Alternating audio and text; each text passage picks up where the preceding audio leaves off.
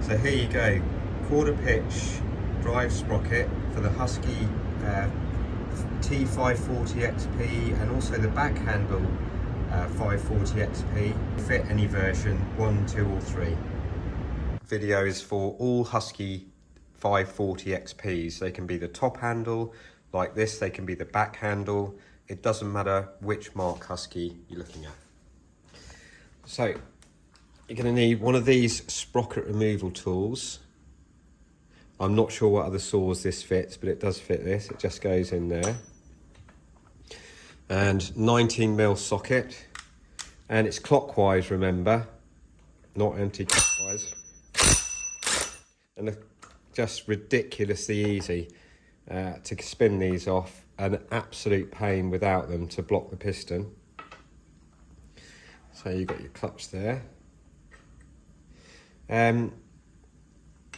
So this one here is the 325043 sprocket.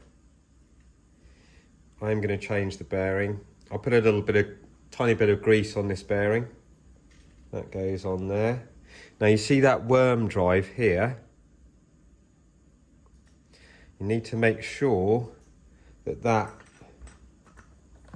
engages nicely. I can't actually get the camera in there, but it's basically these, it's pretty easy, these lugs, and you look at this, see these lugs here, make sure they fit in the worm drive. If you just chuck it on there, it can sit proud and cause problems. So looking down into it, I can see that fits fine.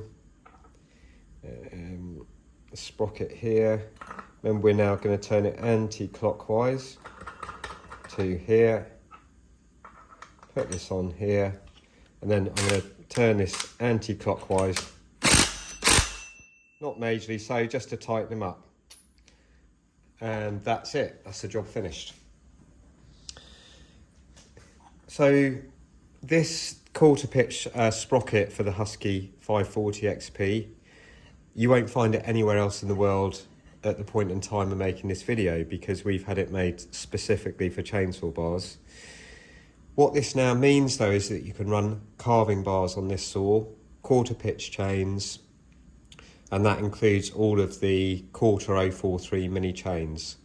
This bar here from Samura, it's actually a universal mount fitting at the moment. That's the only ones we've got in this type.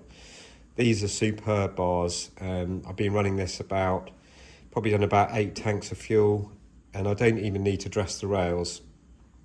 These are the first replaceable sprocket nose bars in the world by Samura, so you can always change the nose if they fail.